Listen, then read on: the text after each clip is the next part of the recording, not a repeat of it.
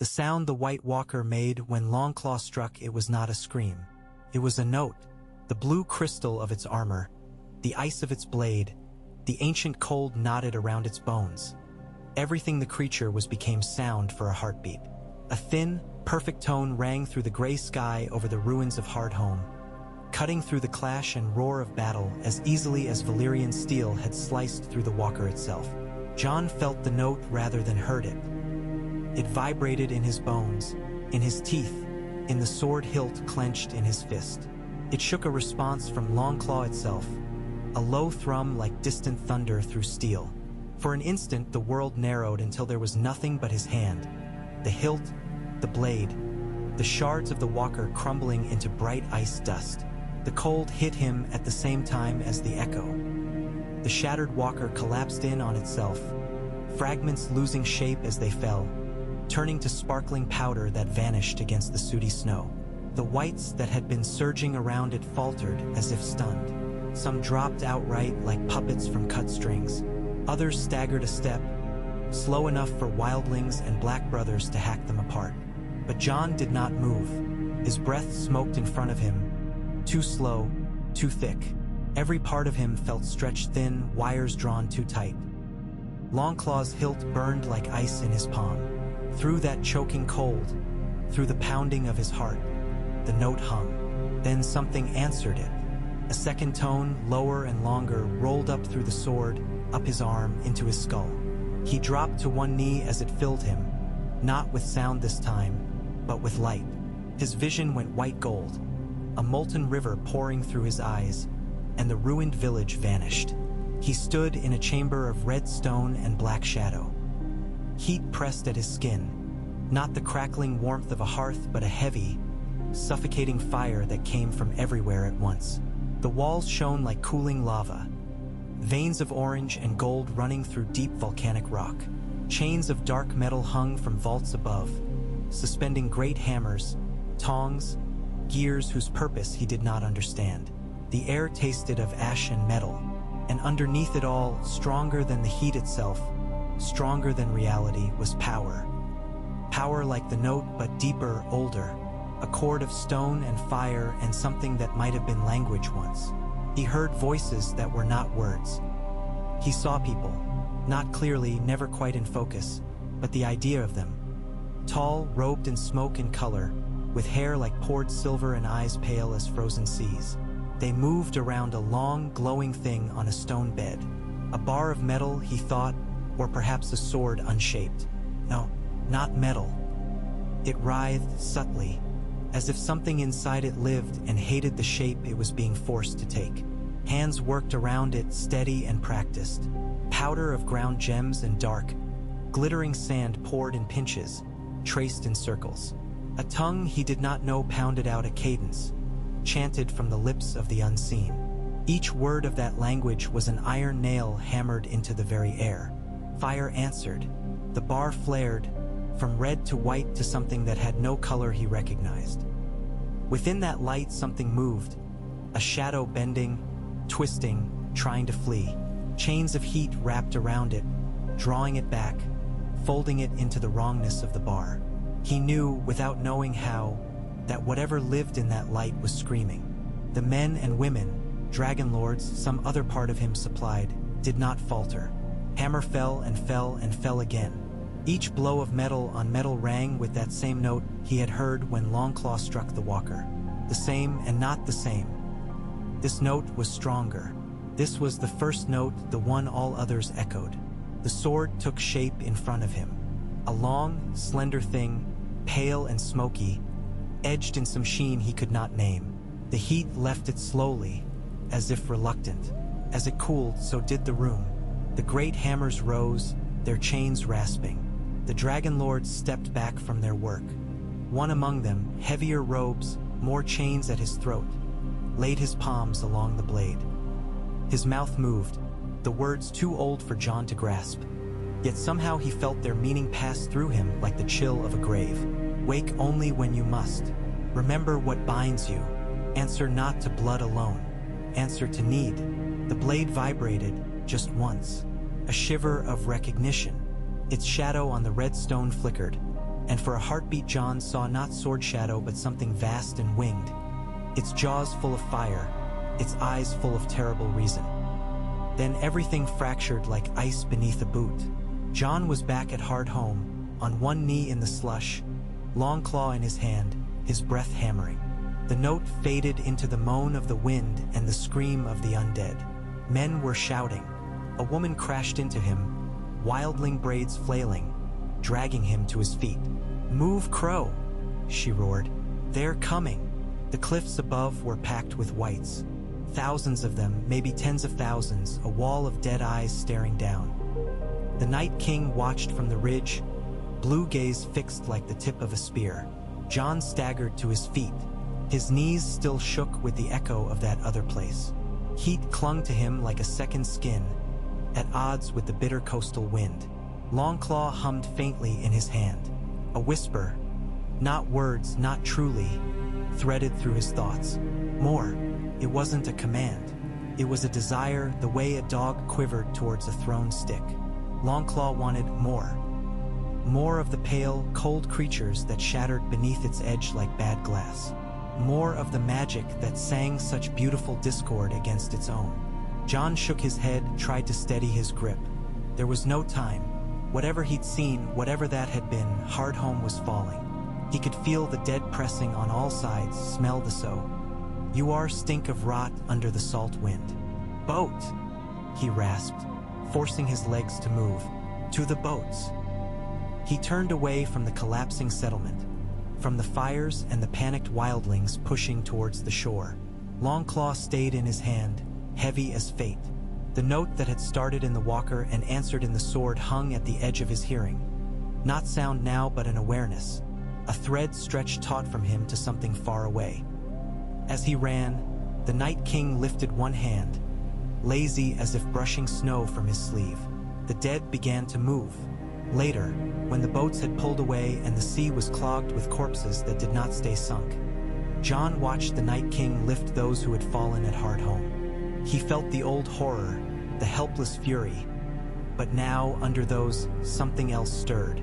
Not just anger, recognition. The white-cold power that raised the dead was kin to the fire-hot power he had felt under the mountain in his vision. Not identical, reflected, inverted, the same spell twisted around and forced into ice. On the deck beside him, the wildling woman he had dragged onto the boat swore some hoarse oath. John barely heard her. His hand tightened around Longclaw's hilt until the direwolf pommel bit his palm. The sword hummed again, more strongly. The note from Hardhome had gone out into the world like a thrown stone into a still lake. Its ripples touched things Jon Snow would not see, not for many weeks. In the dark of a locked chest in a cold castle far to the south, a great sword older than the Seven Kingdoms shivered. Heartsbane had hung above the Tarly hearth for generations, its webbed crossguard and long grip polished by hands that took more pride in lineage than in service. It had tasted little blood in recent years, and that only animal. Its last true battle had been against men in mail and boiled leather, their screams familiar, unremarkable. Steel in the dark, blood on the ground. That was the work of any iron blade. Heartsbane remembered more. It remembered the heat of a forge that had never existed in Westeros. It remembered chains and chanting and the smell of burning stone. It remembered diving once, from a rider's hand, a torrent of flame all around, into a river of ice whites that had not yet forgotten they had been men. That memory was dim. Time and distance dulled such things.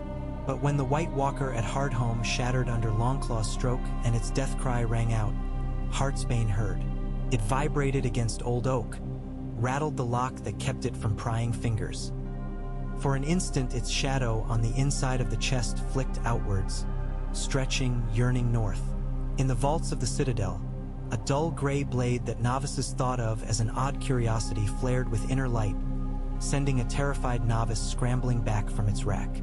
In King's Landing, the lion-mouthed pommel of Widow's Wail turned hot against silk wrappings until the young man who had been showing it off dropped it with a startled curse, staring at his reddened palm. On the road somewhere between the Eyrie and the neck, a plain sword in a plainer scabbard hanging from the belt of a tall, armored woman gave off a soft, almost inaudible sound, something like metal muttering to itself.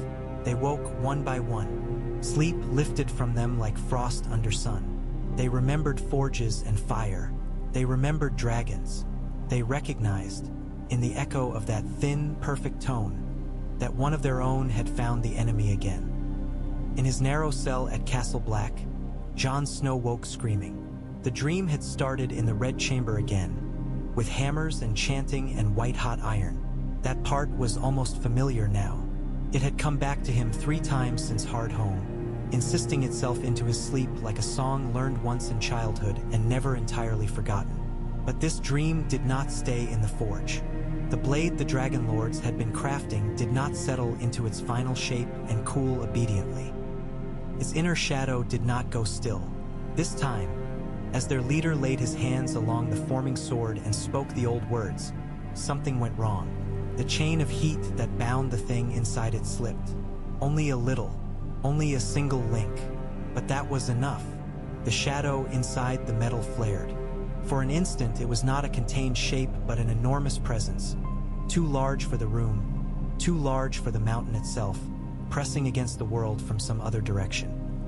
Jon understood nothing of what it was, only that it was vast and outraged and unimaginably old, and that it noticed him. Its attention fell upon him without eyes.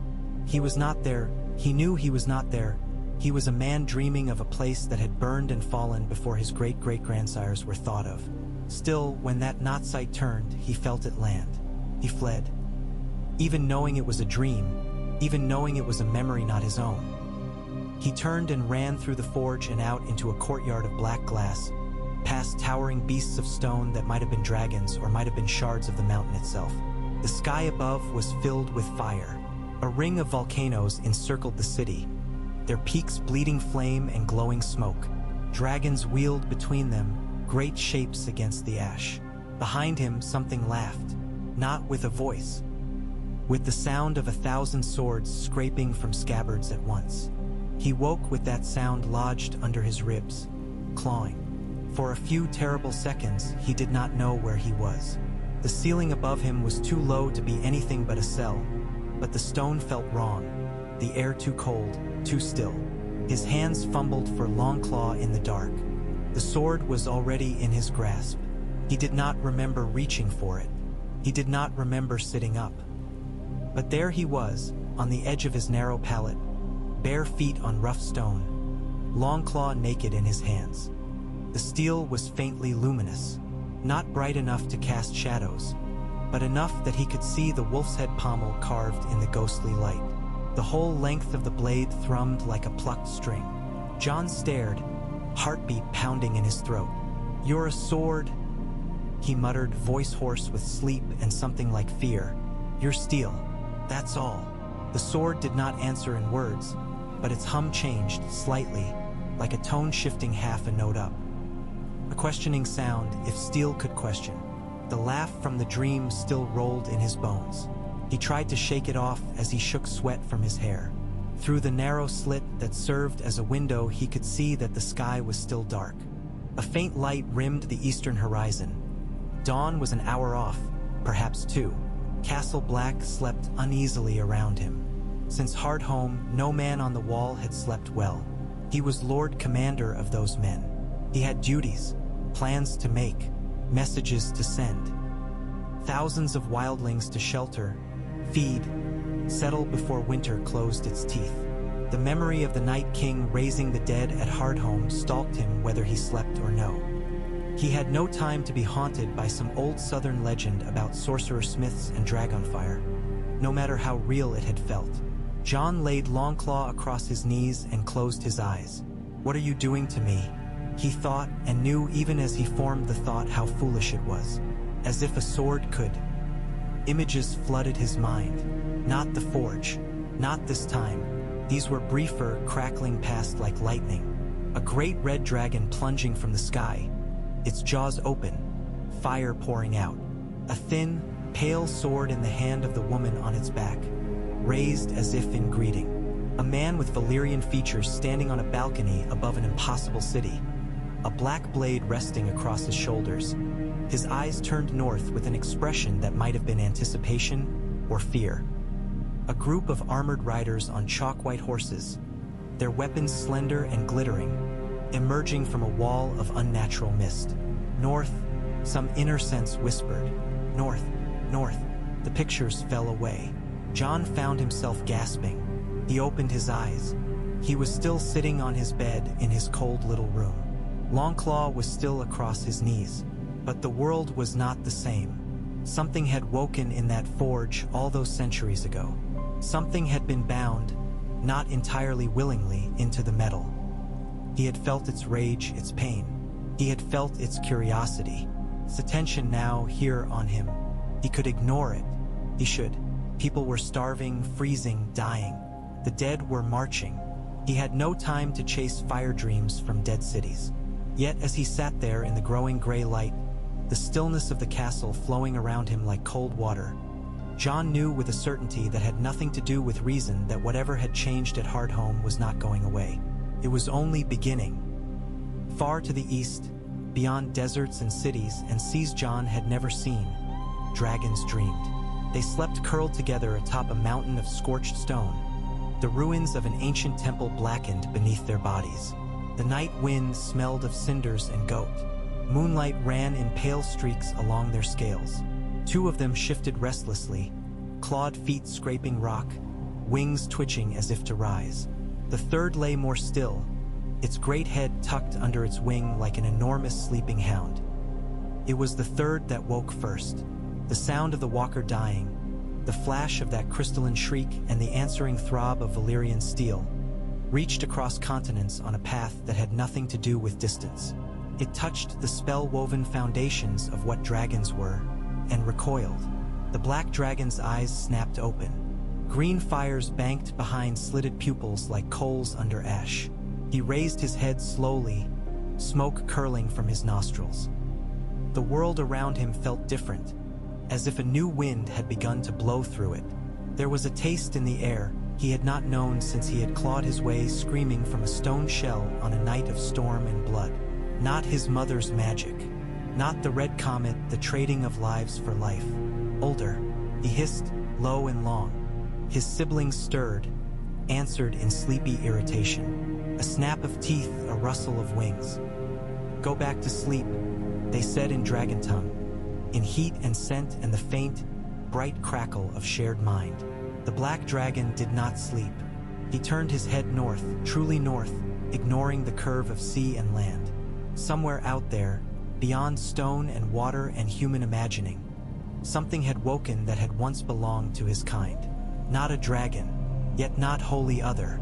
He tasted the echo in the wind, puzzled, part fire, part the cold that burned at the heart of world. Bound into shapes that were not bone or scale, held in hands of meat, his lips pulled back from his teeth. He knew those shapes, or the ruins of their old echoes. He remembered being not yet, remembered a time when his kind had not been free beasts but more than beasts. Partners, some would have said. Weapons, others knew. He remembered a word, not in any human tongue. Lord. The spell that made Dragonlords and bound dragons to them had been woven with Valyrian steel as its anchor. That anchor had stirred, so must he. He shook himself hard enough to send ash sloughing down the side of the ruined temple. His siblings hissed annoyance and struck at him with their tails. He bit at them, gently enough not to draw blood, fiercely enough to make his point. Wake, he told them with a rumble that shook the stones. The world is changing. Their mother, sleeping in a chamber below with stone between her and the elements, did not hear those words. But in her dreaming she saw a wolf with a flaming sword standing atop a wall of ice, and woke with her heart hammering. Jon Snow did not know that, of course. He knew only that each day after Hardhome, the sword at his hip felt heavier. Not with physical weight, Longclaw was no harder to lift than it had ever been, but with awareness.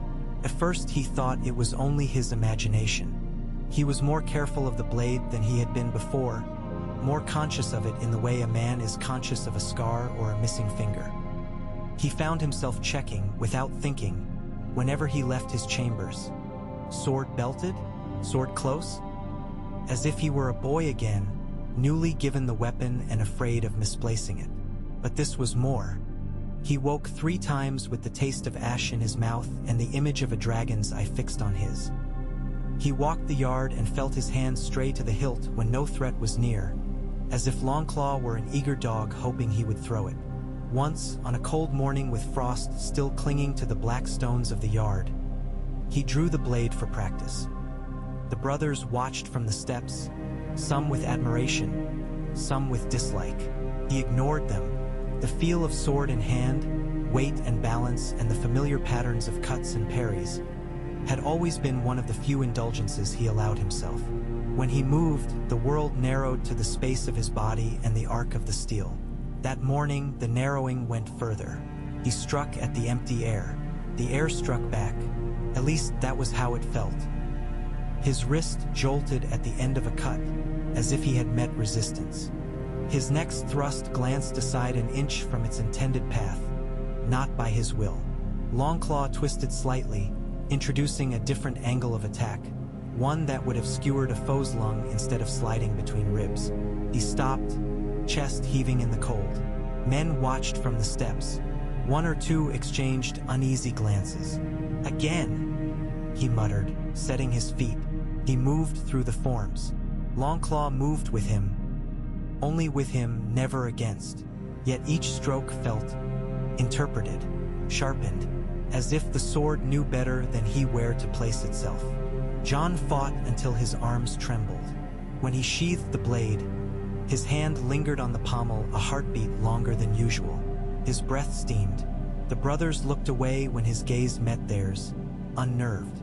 In the weeks that followed, ravens flew, and men did not return, and other matters took precedence. The dead gathered in the trees beyond the wall. Southron lords bickered in ink on parchment over wildlings given land. The Black Brothers muttered about treason in corners. Jon Snow, Lord Commander of the Night's Watch, had more duties than hours in a night. But he did not stop dreaming, and he was not the only one. In Old Town, a novice woke screaming from a dream of standing in a ring of fire, a sword of smoky glass in his hands that whispered in a language he did not know. In a small folk village near Horn Hill, a boy woke with the taste of ash on his tongue and told his startled mother that the big sword in the Lord's Hall had called him by name. On the road north, a tall woman in dented armor camped by a stream and dreamt she held 2 blades at once, one that was hers and one that spoke to hers as if to a brother long lost. Whatever had stirred in the steel was reaching outward, found bloodlines, found oaths, found need, found a man whose life would shortly end. Knives stabbed into Jon's lung and belly and back. Cold iron, not enchanted. He tasted blood. Snow drank it greedily, turning pink. For a moment, as he lay on his back staring up at the dark bowl of the sky, he felt nothing. Then he felt everything. Pain flared, but not only in his own body. A dozen points of agony pricked across the world, other blades in other hands remembering what it was to bite deep into flesh. Longclaw screamed along the edge of his consciousness, not with fear or horror, but with a fury that would have been terrifying if he had the strength to be afraid. Not this, not yet. The words did not come from the sword. They came from somewhere else, somewhere overlaid on his own thoughts like another man shouting into his ear. But Longclaw was the channel. Through the steel, through the old magic twisted into it, something vast and hot reached. Found Jon in the moment his heart stuttered. Could not stop what had been begun. Blood had left his body too quickly. The ruin done by treacherous knives was too great. Human flesh had limits. Even Dragonfire could not mend what was no longer there to heal. But this was not Dragonfire, not exactly.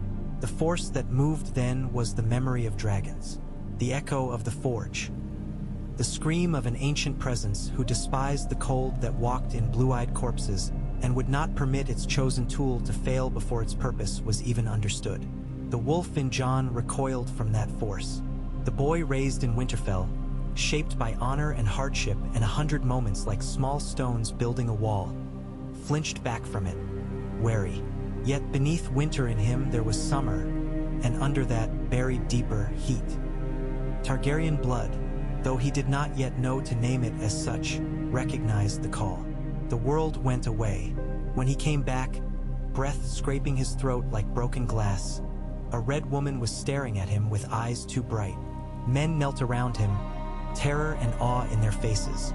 His chest hurt, his belly everywhere the knives had gone in.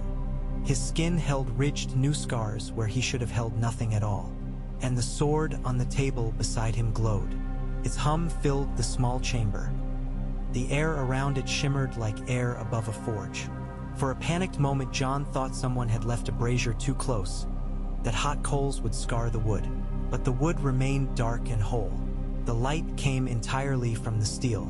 "Breathe," the red woman said, as if breathing were her gift. He dragged air into his lungs. Each breath hurt less than the last. The burning in his scars eased from agony to ache, from ache to distant memory. The burning in the world did not ease. Longclaw's hum turned into something else, something like a purr of satisfaction. Not alone, Jon realized dimly, not only the sword. Other notes answered, faint at first, like pipes at the back of a hall echoing the lead player's tune. Then stronger. The room fell away again. He was standing at the center of a web. Lines of heat ran out from him in every direction, threads of molten metal through darkness. At the end of each thread hung a blade. They hovered, weightless, in a vast black nowhere, each outlined in a faint halo of light. Some were close. He recognized Longclaw among them, its smoky steel, its wolf's head pommel. Two others glowed brighter than the rest, their light tinged with red and gold. He knew, as if from a story told long ago, that those were sister blades, forged together once. Oathkeeper and Widow's Wail. Others were more distant. One was huge, a great sword that seemed too large for any man to wield, its shadow like the spine of some vast beast. Another was plain to the point of invisibility, its glow almost non-existent. Yet when he looked at it, the darkness seemed to shy away. Beyond those, further still, beyond even the faintest glimmer of his recognition, he sensed more. Blades lost to sea and sand. Blades broken and reforged, their identities blurred. Blades in the hands of men who did not know what they held. All of them thrummed. The vibration ran along the web from sword to him. With each pulse, more of that distant, laughing presence poured through the lines. Not laughter now, focus. It turned its attention fully upon him for the first time. Jon staggered. In the physical world, his body did not move on the pallet, save for a faint twitch of hand and jaw. But here in this inner space, he reeled like a drunk. "Who are you?" he demanded, surprised to hear his own voice echo out into the dark. It sounded small, rough, inadequate. 1,000 voices answered. None spoke in words he knew. Some were like dragons' roars, some like the shiver of molten glass, some like the slither of quenching steel. Yet somehow, impossibly, the meaning of their cacophony resolved in his mind into something he could understand. Not who, they said. What? The words were not comforting. They were not unkind either. They were simply iron-hard fact. "You are the hinge." "I'm a man," Jon said stubbornly. "I'm Jon Snow. I took the black. I am Lord Commander of..." Lord Commander, one of the brighter presences interrupted, dry and amused, as if it had been listening to a particularly presumptuous child. "There have been so many commanders, little wolf. So many lords. You are more than that. You are the cord." Heat built at the center of the web. Jon tried to shield his eyes and found he had no hands here, no body save the one defined by his awareness. The cords that held steel and flame and blood together. Another voice said, not the amused one, a deeper, slower presence, old as mountains. "Once there were many. When cold rose, we chose one. Always one. The first and strongest." They poured fire into him. He burned from the inside out, though his body on the table did no more than gasp and sweat. "Dragonlord," the voices whispered. The word was not human. It was an older concept, the Valyrian original stripped of layers of translation and fear. It carried in it not the sense of rule, but of binding. Not a king, but a knot. He tasted memory that was not his. Men with silver hair and lilac eyes standing atop walls of obsidian, their hands on the hilts of smoking swords, dragons coiled behind them like lethal shadows. He saw ice things advancing across fields of blackened snow, dragging winter with them like a cloak. He felt the terror of the living, the rage of the forged. We made them to answer, those voices said. Sons of our fire, riding on the wind and the will of those who could bear the weight. Now there is only you. I have no dragon, Jon said, as the heat threatened to strip him down to ash. I have only this blade. I have men. I have a wall. I have enemies. That's all. You have us. The web flared. For an instant he stood at the center of a sun made of swords. Every blade in creation, every sliver of Valyrian steel, no matter how far, no matter how buried or broken, shone. Their combined light seared illusions away. He saw the truth of himself. Snow and ash, wolf and fire, Stark and something else. He saw a woman with tears on her cheeks and blood between her thighs whispering a name over a newborn's dark head.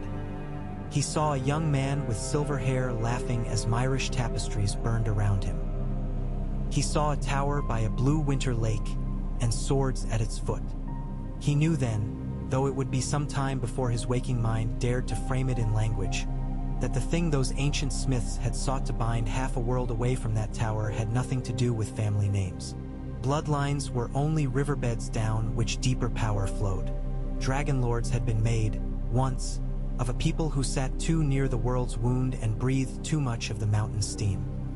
Their bones had drunk in magic like iron drinks in fire. Their children had been born with eyes that reflected candlelight strangely and hair that glowed in moonlight. That had been one way. There were others. He had been murdered. He had chosen to be reborn, or chosen to accept rebirth. There was a difference. That choice had opened him in a way other men were not opened who lived a single span from first breath to last. We can use that, the voices said, with the bald practicality of tools who had done terrible things in the name of necessity and did not regret them. If you accept us, if you hold, knowledge poured through him, not as spells, not neat lists of incantations and gestures a maester might set down in crabbed script. It came as structure, as understanding of how forces moved and nodded. It came as the sense of the thing that had laughed in the forge. Not a simple entity, not a bodiless dragon's soul trapped in steel, but an amalgam of many sacrifices and much suffering pressed into service. Valyrian steel had been made from or soaked in dragonfire, yes, but also from other things. Pale metals drawn from places where the world was thin. Blood burned without smoke. Names unmade and reforged. We are not good, one voice said wryly, sensing his revulsion. We are necessary. Necessary for what? Jon asked. The image of blue eyes in a night-white face appeared at the edge of the web. The air around the specter froze. Strings of the web closest to it dimmed, their light guttering like candles in a gale. Balance, the voices said simply. Fire and ice. If one wins, all burns. Or all freezes. We prefer neither. He remembered the dead at Hardhome falling as if a cord had been cut. He remembered the way the walker's body had crumbled under Longclaw's stroke, as if it had been waiting to be broken that way since the day it was made. The blades remembered, too. They had been forged for this. They were tired of hanging on walls and being pawned for debts and flashed as status baubles. They wanted to sing in the medium they had been tuned for. The brittle, unnatural substance of the others' bodies, the cold that held them together. Jon's lips peeled back from his teeth. He could not call the expression a smile. What do you want from me? He asked. We want you to be what you are. The amused voice said, growing clearer now, settling at the heart of the sun. The first and last of us upon the earth. He saw himself on a dragon's back. Not as boyhood fancy, not as stories told in the kitchens at Winterfell long after the masters of dragons had died. He saw himself standing on walls of stone, directing not only men but blades, sending Valyrian steel where it was needed with a thought. He saw himself in a ring of frost and corpses, Longclaw in his hand and other swords spinning lazy orbits around him in the air like obedient hawks. He saw the Night King raise his hand, and nothing answer. He saw himself burn. He was not made for this. No man was. The power the blades offered would fill him until he was nothing but a channel. He would be more force than person. Will it kill me? He asked, because he was his father's son, or the man he had called father's son, and the question of cost came first, always. We do not know, a quieter presence admitted. We have not done this in this way with one such as you in this world at this time. We were bound to men long ago, but the world has turned much since then. We know only that without a pivot, the song ends badly. Your song, John said. Our song, the voices corrected. You are steel now, in part. You died with cold iron in you. You rose with us. You are the meeting place of three old magics. Fire. Blood. Where else should the strain lie, if not across your shoulders? He thought of his brothers, their hands on hilts as they had stabbed him. He thought of the dead milling at the far side of the wall, their mindless patience. He thought of the wildlings whose children's eyes followed him down the yards with a skittish blend of gratitude and fear. He thought of the dragon dreams that had begun long before he'd known there were still dragons in the world. Very well, he said quietly. The web tautened. Every thread hummed like an excited instrument string. But you will not rule me, he added. There was a collective rustling, like many blades being resheathed at once, an odd metal shrug. We could not, even if we wished, the amused voice told him. We can bend flesh to our own ends when flesh wishes to be bent. You do not. Memory of the forge again. The thing in the bar of metal screaming, the Dragonlord's implacable hands forcing it into shape. We are not the only powers in this song, little wolf. There are others who would be your hands on the hilt. Choose your chains with care. The web dissolved. He was back in his body, sitting up with a lurch that spilled sweat from his skin. The red woman had stepped back, eyes wide and fever-bright. Davos, dear, stubborn Davos, stood behind her, his mouth open around some unspoken prayer or curse. John? The Onion Knight breathed. He drew in a ragged breath. Air tasted thick. The room felt too small to contain him. Longclaw lay on the table at his side, its surface a mirror to nothing but itself. He reached for it. His hand did not shake. His scars ached, but distantly. When his fingers closed around the hilt, warmth spread through him. Not heat, not fire, but something like the sensation of a drink of mulled wine after hours in the snow. The sword's hum was no longer an intrusion. It matched the beat of his heart. I died, John said. He needed to hear himself say it aloud, ground the wild unreality of his visions. You were murdered, Davos said, bluntness his own kind of kindness. By your own men. But you're back. That's what matters. Matters to them. The voices of the steel stirred faintly. Our business with you is unfinished. John bowed his head over the sword. He could feel eyes on him. Theirs, the red woman's, Davos's, the other men in the room, but they felt distant. He was thinking of dragons, of forges, of webs, of a word that was not a word. Dragonlord. He had laughed at that as a boy, hearing old Nan's tales in the kitchens. He had imagined a proud man or woman on a dragon's back, arm raised, hair streaming, a lord of dragons, as a lord of a hall was lord of men. Now he understood that the Valyrian sense had been more precise. Not a lord over. A lord be. Onto. Pivot. A fulcrum. Prime. The blades had named him that without saying it. The strongest. The chord to which all others tuned themselves. If I am what you say, he thought at Longclaw, feeling foolish and yet not. If this is what you've made me, what must I do? North, the blade's whisper came, clearer now that its master's ears had been reshaped to hear. Always north, but not yet alone. He thought of a mountain far across the sea, of great, dark, scaled shapes coiled upon it, restless. He had never seen them, but the dreams he'd had since boyhood rose in him like ghosts. Not yet alone, the other blades echoed. Fire must meet fire. Only then can it stand against ice. News of the dragons came with a queen.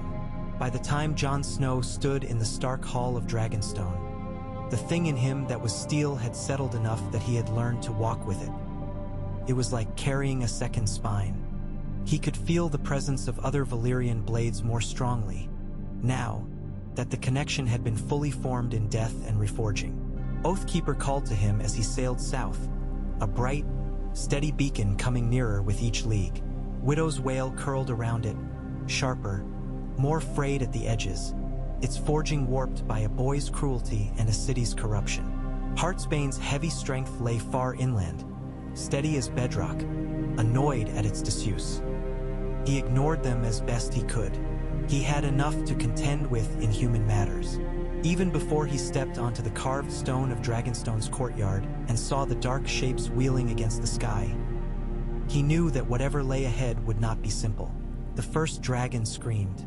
Sound plunged through him like a spear, not the distant echo of the forge, not the thin keening of a dying walker, but the raw, living voice of a creature that had never known a world without sky and wind and fire.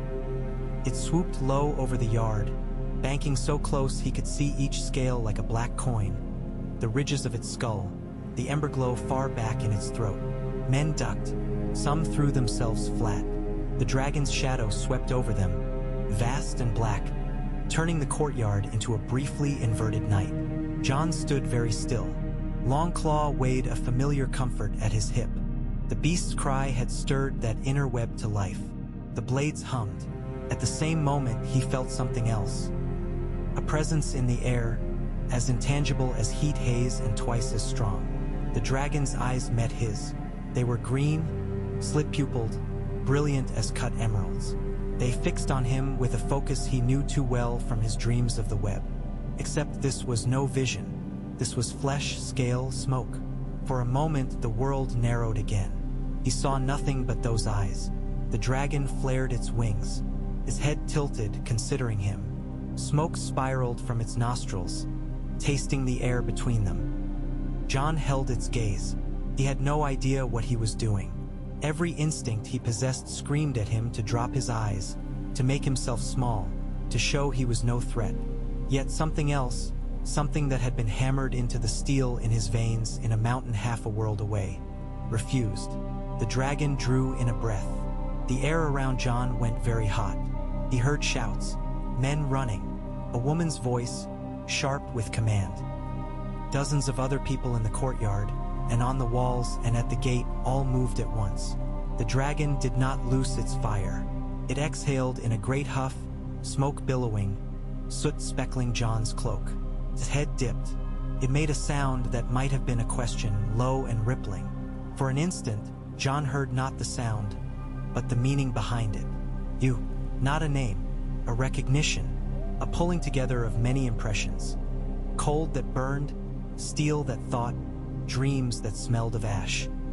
Me, he said quietly, absurdly. The dragon blinked. The pupils narrowed to slits, widened again. It snorted once, almost contemptuous. Then it beat its wings and soared away, climbing towards the towers, trailing smoke. Jon let out a breath he had not known he was holding. Behind him, he heard someone mutter a prayer. Another man crossed himself quickly, as if hoping the old gods might hide the gesture from any new ones. He looked up to see her watching him from the top of the steps. Silver hair braided like a crown, pale face set in a mask of displeasure that did not quite hide the sliver of curiosity in her eyes. The woman from his dreams, and not. In dream she had always been distant, a shape atop a dragon, fire silhouetting her so that he never saw her face clearly. Now he did. Daenerys Targaryen descended the steps like a queen who knew her own worth and expected others to do the same. The dragons wheeled overhead, restless. Our reception seems to have unsettled my children, she said, voice flat but carrying easily over the yard. They do not usually strain at their mother's leash so. Jon did not say, they do not recognize you as leash. He was not yet reckless enough for that. They sense something, she went on, eyes narrowing as she studied him. They are not alone in that. He felt the blades hum through his bones. Oathkeeper and Widow's Wail were close, in the castle. He could almost hear them bickering. Longclaw was a steady weight. The web trembled, strung tight between him, the swords, and the three shapes in the sky. He lowered his head slightly, a gesture of respect that was not quite a bow. "I am Jon Snow," he said. "I was Lord Commander of the Night's Watch." "Was?" she asked, one pale eyebrow arching. "I died," he said simply, "and came back. It's complicated." Something like amusement flickered across her face, quickly masked. "Many things are. You have traveled far. I am told you come to ask favors." She glanced up, just briefly, as a dragon banked above them. "My children do not give theirs easily." "No, or do mine," Jon said, thinking of the blades at his side, and inside him and the men and women on the wall. "Yet here we are." Her eyes, startled for an instant, hardened. She gestured towards the hall. "Come then, Jon Snow who was, let us see what the dead and the living make of each other." Inside, the air was cooler, but no calmer. The great painted table of Westeros lay between them like a low, distorted map of all the grief he had ever known. Men and women stood at her shoulders, her counsel. Tyrion Lannister, small and sharp-eyed. A man with a gray beard and misshapen hand. A red woman whose gaze slid to him once, then away. They spoke as he had known they must, of thrones and lines and claims, of iron chairs and burning cities, of his refusal to bend the knee without proof of what she might give in return. Through it all, the blades hummed. Widow's Wail sulked in some rack or chest, its light flickering. It did not like being near Oathkeeper. That much was clear. The sister sword glowed steady, its sense of purpose stubborn and precise. Heartsbane's distant rumble of indignation at being stolen from its ancestral home colored its song. The dragons circled overhead, drawn, restless. She spoke of fire. He spoke of ice. She was young and full of certainty. He was young and heart-weary, with ice in his scars and steel in his chest. They talked in circles until the air between them felt like a storm about to break. It broke on the wing beat of dragons. The roar shook the hall. Dust drifted from high beams. Men flinched. Daenerys's head snapped up. "They are drawn to something," she said very softly. "They're drawn to me," Jon said, before he had decided to speak. Silence sharpened. Tyrion's eyes flicked from him to the queen, calculating. The red woman watched, lips parted, as if drinking some unseen scent. "You are neither rider nor of my line, as far as I am told," Daenerys said, voice thin as wire. "You carry no blood that should call them." "I thought I was Ned Stark's son," Jon said tiredly, "and I thought the dead stayed dead. It seems I was wrong on both counts." He did not mean to lay his secret there, bare like that, but the web at his spine hummed, and dragons screamed overhead, and there was no sense pretending gentler games would suit the world that was coming. He drew Longclaw. Men started. Some reached for their own hilts. Tyrion did not move, save for a brief flicker of hand, gesturing unseen for calm. Daenerys did not step back, though her gaze sharpened at the sight of the Valyrian steel. The sword glowed, not subtly as it had on the table at Castle Black. Its surface ran with a light like banked coals, like molten metal cooling. Shadows danced along its length. The wolf's head pommel seemed to lift, alert. From somewhere deep within the castle, Oathkeeper and Widow's Wail answered, their lights flaring. Heartsbane's distant thrum rose an octave in surprise. Other blades further away, far north, far south, overseas, shivered in sympathy. The dragons screamed again. A rush of wind hit the side of the hall. Claws scraped stone. Men shouted, some in fear, some in awe. "Open the doors," Daenerys snapped. Her guards hesitated. Something in Jon, something steel echoed her command. "Open." The great doors slammed inward as if pushed by invisible hands. The blast of outside air swirled into the hall, smelling of salt and sky. Beyond the threshold, 3 shadows hunched. They filled the doorway, necks snaking. Eyes burned in the gloom. The dragons did not attack. They stretched forward, sniffing, huffing, tasting the air. The black one, the one who had eyed him in the yard, lowered his head to the level of Jon's. His pupils narrowed. Smoke curled from his nostrils. Longclaw hummed so strongly Jon felt his teeth vibrate. The web between him and the blade sang. The old magic that had made Dragonlord stirred in its grave. He did not mean to reach out.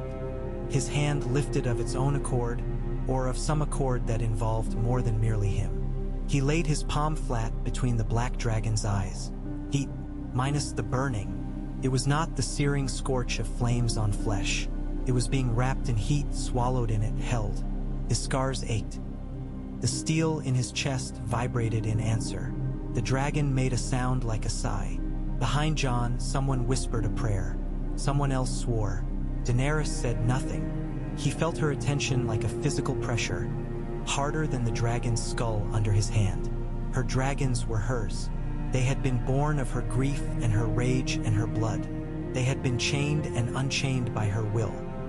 He saw that possessiveness not with his eyes, but with the strange new senses the blades had given him. But the magic that bound dragons to men had never cared about parents or ownership.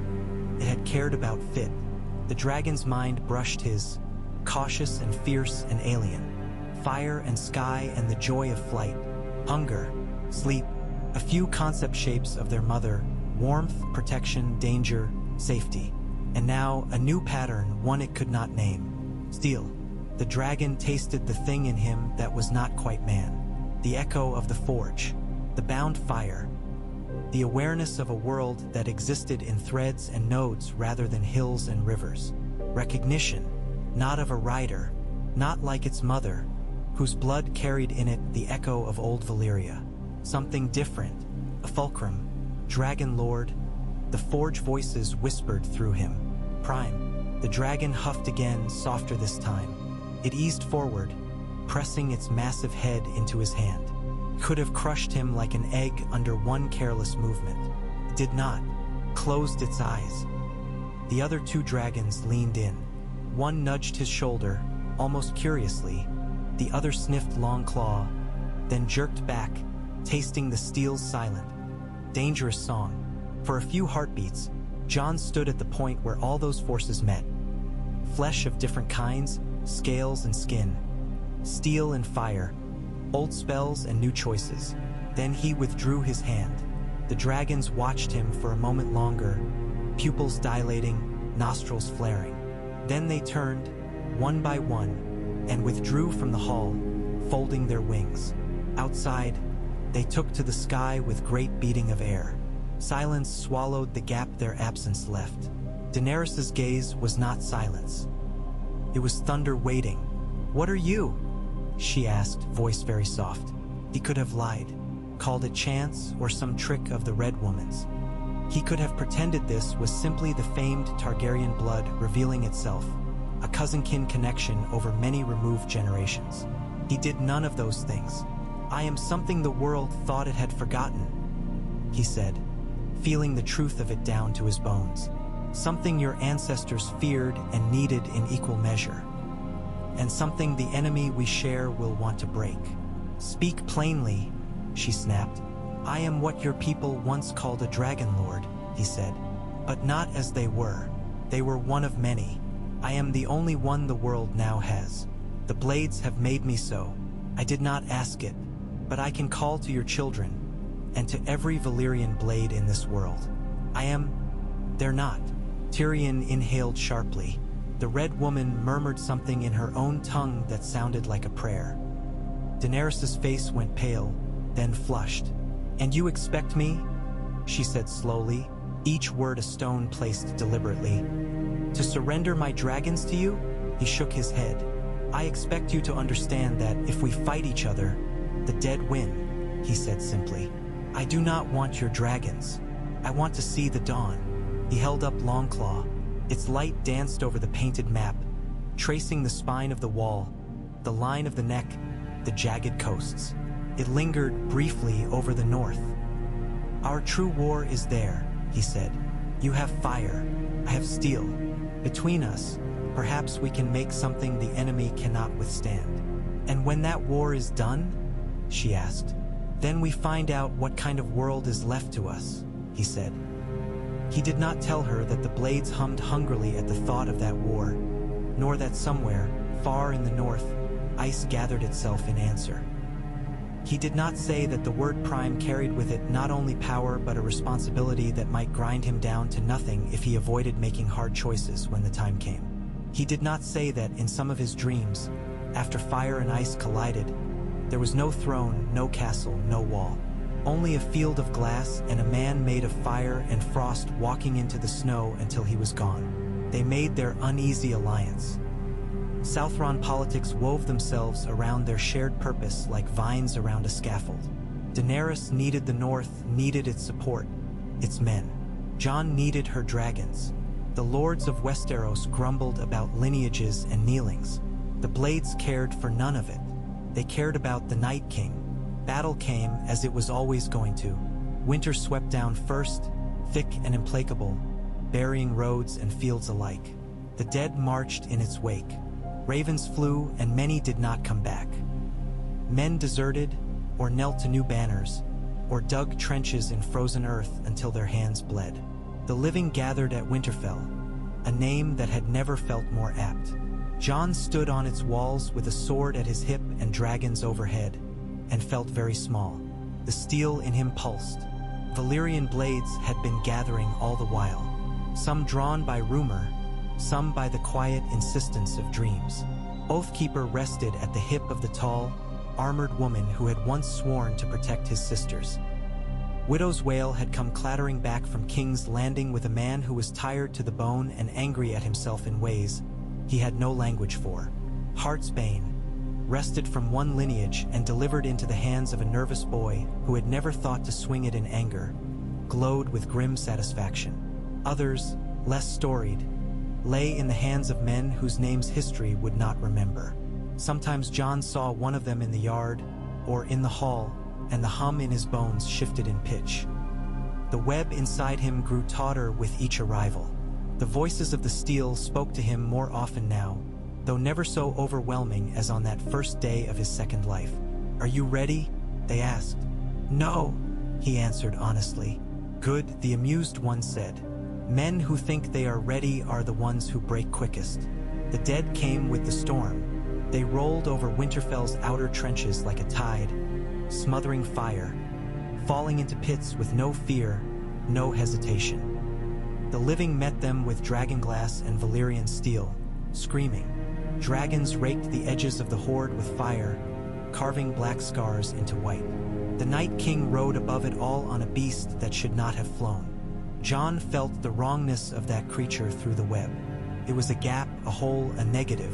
Where dragons were hot, bright presences, this thing was an absence. A dragon whose fire had been inverted, its life turned inside out, its bond to earth and sky twisted until it drank cold instead of heat. It screamed, and the sound clawed at his spine. Your opposite, the blades whispered. He had faced the Night King in glimpses and at distance. Once at Hardhome, once near the frozen lake when he had thought both his life and his purpose spent. Now the confrontation spread before him like a board with all its pieces laid out. Men died, the dead rose. Dragons burned corpses and tore wights to pieces only to be dragged down under their sheer numbers. Steel sang, blood froze on armor. Jon moved through it all like a man swimming in a river that wanted him dead. He had thought once that the power the blades had given him would be obvious. Swords spinning through the air at a thought, men's arms guided by his will. In the chaos of battle, he found it was something else. It was clarity. In the worst of the fighting, when noise and fear and the stink of death should have overwhelmed him, his awareness stretched instead. He felt each Valyrian blade as a point of cold fire in the storm. He knew where they were, how they moved, whether they were tangled or free. He could not swing them. Men's hands were not puppets, and he would not have made them so even if he could. But he could nudge. A fraction here, a hair's breadth there. A turned wrist, a lowered shoulder, a foot placed half an inch to the right, sparing a man the trip that would have seen him fall into grasping hands. He moved Oathkeeper 3 inches at a crucial moment, and the tall woman's riposte pierced the eye of a White Walker, shattering it and the whites around it in a chain reaction of collapse. He shifted Heartsbane's weight in the nervous boy's hand, letting the great sword fall in a heavy, unstoppable arc that severed 3 whites in a single blow rather than skidding uselessly off bone. Widow's Wail he steadied once, when its wielder's grief threatened to overbalance him into recklessness. The sword vibrated with resentment, unhappy at being guided at all, but obeyed. He felt each kill, not as joy, he was not so far gone as that, but as rightness. This was the medium they had been tuned for. The brittle, unnatural ice of the others did not resist them the way living flesh did. It yielded like a question answered. All the while, the Night King watched. He was no mindless thing. His gaze found Jon amid the chaos, pinned him like a bug. For a moment, steel and ice were linked. Jon saw the world then as the Night King saw it, not in colors or heat, but in lines of force. He saw the living as flickering heat shadows, brief and fragile. He saw himself as something else. Not a flicker, but a knot. Not as bright as the dragon overhead, but more fixed. The Night King understood. He spurred his horror beast forward. The dragon that was not a dragon dove towards him, cold streaming from its ruined jaws. Jon felt the impact before it came, not through sight but through the web at his spine. The absence of the creature was like a weight against the network of blades. It wanted to snap threads. It wanted to freeze them. The Night King raised his spear. Frost gathered along its length. The air around it crackled. Jon raised Longclaw. For that moment, there was nothing else. The battlefield dropped away. The screams of the dying were distant. The clash of steel on bone, the roar of dragons, the crackle of fire on ice. None of it mattered. Only the spear and the sword. They met.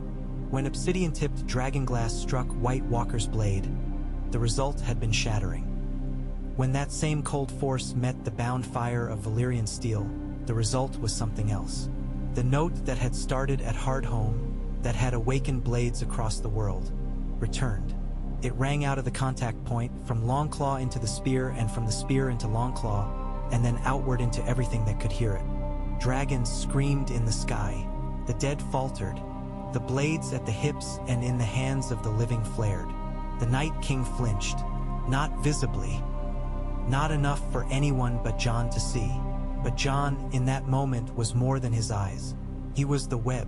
He pushed. He did not know how to wield that inner network like a weapon. He only knew that if he did nothing, the Night King's spear would slide along Longclaw, slip past his guard, and impale him. He knew that if he died now, the knot the blades had made in him would unravel. He knew that the cold would wash over the world like night falling. He refused. He pushed with everything in him. Wolf stubbornness, Targaryen fire, the quiet, enduring strength of the North, the bound fury of the Forge. The threads flared. Every Valyrian blade sang at once. The combined note was not thin now. It was a roar. It poured into Longclaw, up his arms, out through the point of contact. The spear cracked. Frost shattered along its length. The Night King's eyes widened. Cracks spread. Not along the spear alone, but along his arm, across his chest. Jon saw the ice that made him for what it was. Not simply frozen water, but a spell made solid. A binding cousin to the one that had forged the steel. He saw its structure, its knots. He jammed fire into them. The Night King screamed. Sound split the storm. The dead around them convulsed. Some collapsed at once, their animating force torn from them. Others shook like dogs flinging off water. The dragon beast flailed. Its wings beat wildly.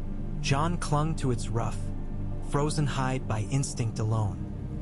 He had no memory of leaping onto it, yet there he was, fingers dug into cracked scale. They rose. Wind tore at him. The ground dropped away, a churned expanse of white and red and black. Winterfell's towers dwindled. Dragons wheeled, one living, one dead. Fire clashed with frost. The Night King and Jon struggled on the beast's back, locked together by spear and sword and the web between them. Jon could have tried to simply cut. Valyrian steel had felled walkers before. It might have shattered this enemy too had he found the right angle. But he knew, with the clarity of someone who had stepped once into death and returned, that this was not only about breaking a single body. The Night King was a knot too. The blades had said balance, fire and ice. If one won, all burned or all froze. He understood very suddenly too well. If he poured too much of the web's fire into this being, if he unmade it utterly, he might break the cold spell holding back other things, deeper things. If he did not pour enough, the dead would argue. And wild.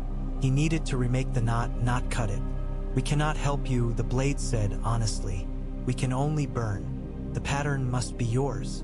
He thought of the forge, of the thing that had laughed and screamed, of chains of heat and a bar of metal being forced into shape, of the Dragonlord's implacable hands. He was no Dragonlord like them. He would not chain others to his will if he could help it, but he could chain himself. He met the Night King's eyes at arm's length. In them he saw not only ice, but something like relief. "You are tired," Jon whispered, voice raw. He hadn't meant to speak aloud. "You have carried this too long." The Night King's lips did not move. No words came from them, but in his gaze something flickered. Yes, it was not consent exactly.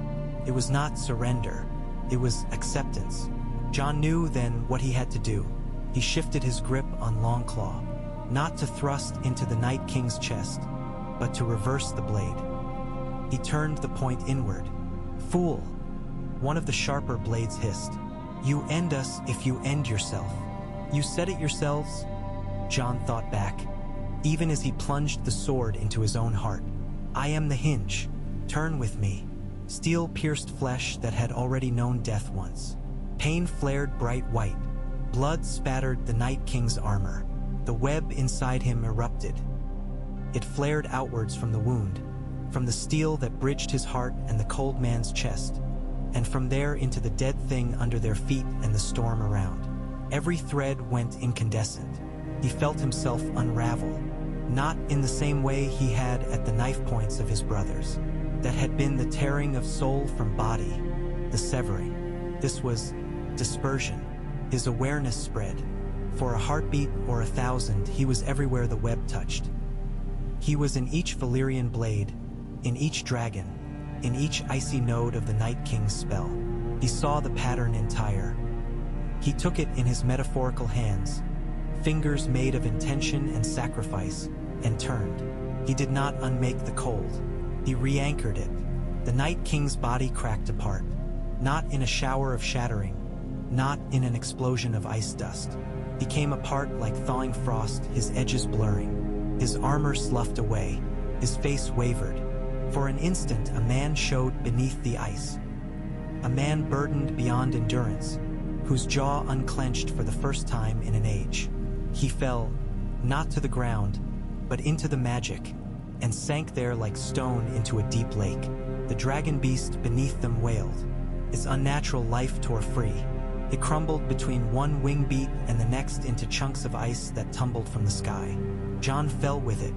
As he fell, he sent the last of his will into the web. Release. The blades burned. Many shattered. Those that did not took on new shapes. Some melted into slag where they lay, their work done. Others dulled, their glow fading, becoming mere steel again. Albeit steel with odd shadows at its edges, whispers of what they had been. Dragons screamed overhead. The living one, two living ones. He realized dimly that the third had survived after all, beat at the air.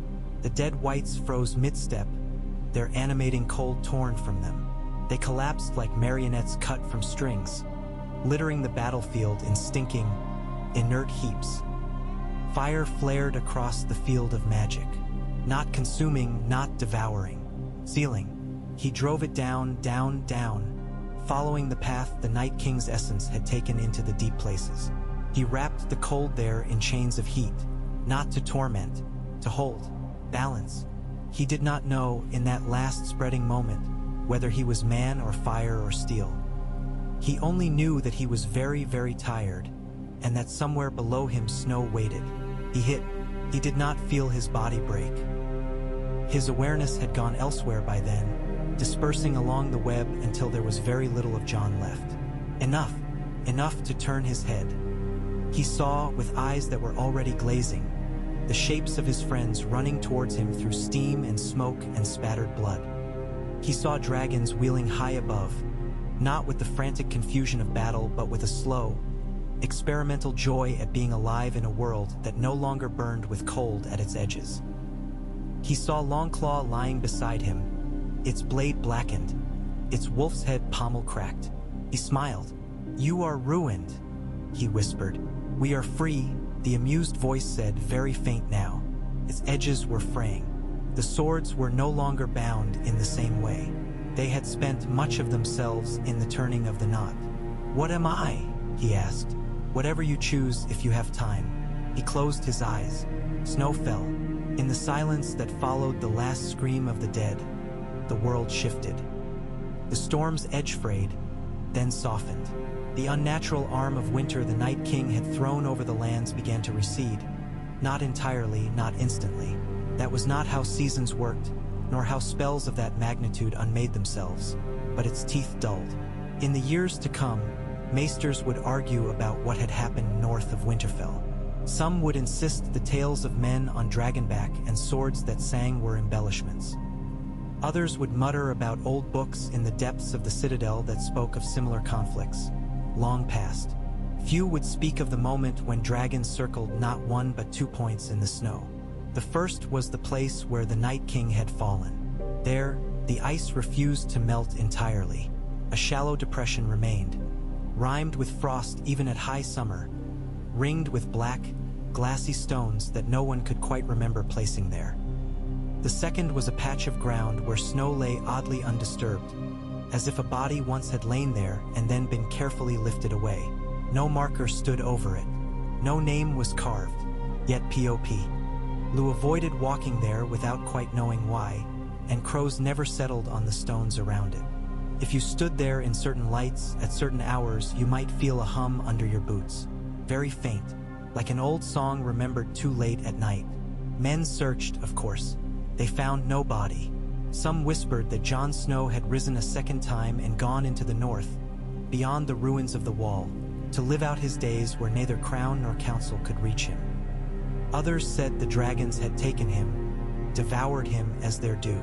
A fewer, remembered the way his sword had shattered and wondered if the man who had once been the web's center could live without that spine. In Dragonstone's shadow, Dany stood with a dragon's head pressed to her shoulder and thought of a man with snow in his hair and fire in his eyes. She had not understood, not fully, what he had been until she felt the absence. Her dragons flew freer now. They obeyed her, yes. The bond between them and their mother was strong, but there was no longer another presence behind her will, no subtle second thread of magic reinforcing commands, guiding their fire. She had not known it was there until it was gone. He had taken the old Dragonlord magic with him when he'd turned the knot, or perhaps he had become it. She did not know. She only knew that when she flew now, there was no echo of someone else's sight at the edge of her vision. The sky was wholly hers. She was grateful and furious and heartsore.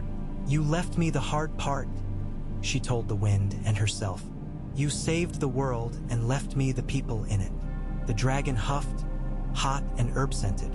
His breath stirred her hair. She had wanted the Iron Throne once with a burning that had made all other desires seem small. Fire and blood, she had told herself. A reckoning for her house's fall. Now the throne seemed less. Still a symbol. Still a seat from which things might be done, better or worse. But not the only answer. The world had moved while men and women fought over that chair. Magic had shifted under its foundations. In the north, the ice held. Under her, the dragon shifted its weight. She thought of Jon's eyes when he had spoken of dawn, not thrones.